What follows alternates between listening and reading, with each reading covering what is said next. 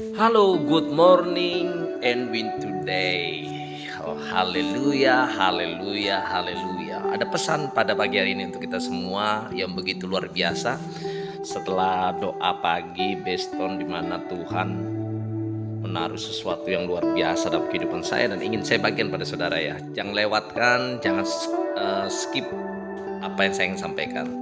Saudara pasti tahu kisah di mana saat Petrus ada di tengah danau dan melihat Tuhan Yesus berjalan di atas air. Di situ ada satu pesan penting yang harus kita terima dan ada didikan Tuhan kepada Petrus dan ini akan kembali dalam kehidupan kita.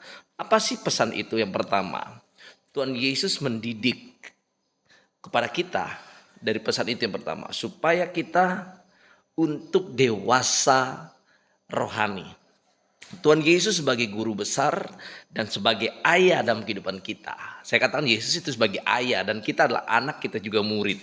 Ya, dimana Tuhan Yesus mau kita untuk menjadi murid yang dewasa rohani, mengambil keputusan untuk berani melakukan apa yang guru besar perintahkan, ajarkan. Dan selalu dia sebagai ayah menginginkan anak-anaknya berani menjadi anak-anak yang dewasa, mengambil keputusan dan jangan sampai salah ya, mengambil keputusan dan bertanggung jawab dalam kehidupan kita ini sebagai anak-anak Tuhan, sebagai dalam hal yang rohani. Dalam waktu Petrus berjalan dalam air, dia melihat Yesus untuk fokus pandangannya, tetapi ketika dia melihat kanan kiri ada ombak besar, di situ mulai dia rasa takut, cemas, kekhawatiran. Dan saya ingin katakan, Petrus sama dengan kita. Rasul Petrus itu sama dengan kita saat itu. Ya, terkadang lewat kisah ini kita diajarkan, rasa takut, rasa cemas itu ada ketika saudara kehilangan fokus. Kehilangan fokus yang seharusnya saudara fokus pada Yesus karena ada masalah. Terkadang masalah itu berbanyak, saya tidak perlu tafsirkan. Masalah karena ini dan itu membuat kita rasa takut, cemas, kekhawatiran itu ada. Dan iblis ingin mengambil kesempatan dengan masalah yang kita hadapi supaya ketika saudara melihat masalah itu bukan lagi fokus kepada Tuhan Yesus, maka iblis mengambil kesempatan di mana benih ketakutan, benih kekhawatiran, kecemasan itu ada dalam pikiran kita sehingga kita tidak lagi bertindak dengan iman. Justru saudara akan melakukan dengan kekuatan saudara sendiri. Tetapi ketika saudara kehilangan fokus, maka yang terjadi adalah kita akan tenggelam. Tenggelam dengan rasa takut itu. Tenggelam di dalam kecemasan, tenggelam dalam rasa ketakutan, kekhawatiran. Sehingga kita tidak bisa melangkah. Itu. Dampak dari ketakutan dan kecemasan itu pelan-pelan seperti benalu. Dia akan membuat kita mati secara rohani. Tetapi ingat baik-baik. Pesan ini kita boleh belajar. Tuhan tidak pernah meninggalkan kita. Ketika mungkin saudara pernah tenggelam dalam rasa ketakutan, kecemasan, kekhawatiran oleh karena masalahmu, oleh karena dosamu, oleh karena hal yang lain kau buat.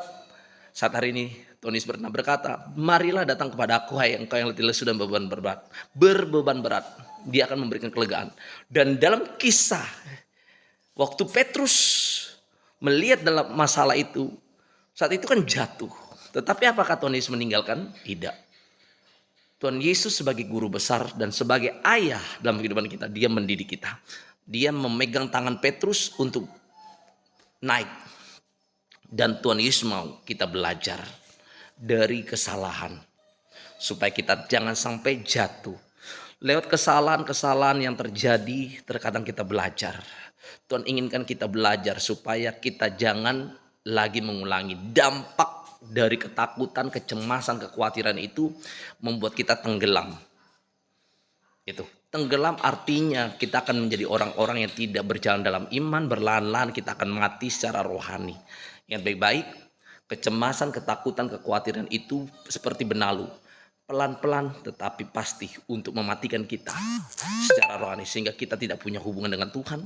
Membuat kita tidak lagi melihat kuasa Tuhan, tidak lagi melihat mujizat Tuhan dalam kehidupan kita, bahwa Tuhan kita lebih besar dari setiap masalah yang kita hadapi. Amin.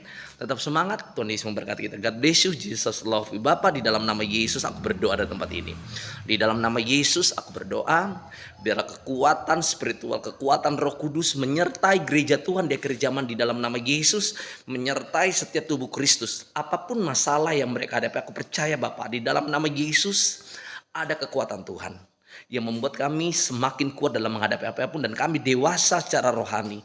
Di dalam nama Yesus, Roh Kudus bimbing kami setiap hari. Roh Kudus tuntun kami setiap hari agar kami tetap berjalan di dalam kebenaran-Mu dan terus fokus kepadamu.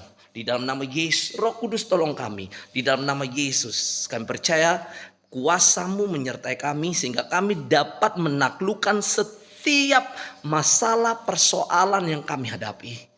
Terima kasih Tuhan, terima kasih Roh Kudus. Kami percaya di dalam nama Yesus aku berdoa dari tempat ini. Mereka yang sakit Tuhan jamah. Di dalam nama Yesus aku perintahkan segala sakit penyakit aku mengambil dalam nama Yesus. Tumor disembuhkan, ginjal dipulihkan di dalam nama Yesus.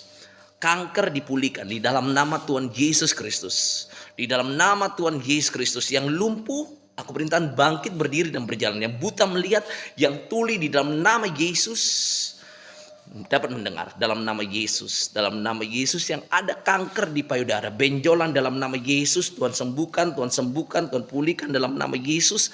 Benjolan yang di payudara di dalam nama Yesus, di dalam nama Yesus. Nanah yang mengalir dalam nama Yesus Tuhan berhentikan dalam nama Yesus. Tumor di kepala dalam nama Yesus Tuhan sembuhkan di dalam nama Yesus. Tumor usus Tuhan jamah dalam nama Yesus Tuhan sembuhkan. Tuhan sembuhkan dalam nama Yesus. Kanker ganas yang dimana saudara terkena dengan kanker ganas, di dalam nama Yesus, seperti perempuan 12 tahun mengalami pendarahan, aku percaya dalam nama Yesus asalku jamah jumbainya. Di dalam nama Yesus engkau sembuh, engkau pulih, kankermu disembuhkan Tuhan. Di dalam nama Yesus dan aku berdoa, segala virus bakteri yang menyerang sistem organ tubuhmu di dalam nama Yesus sembuhkan.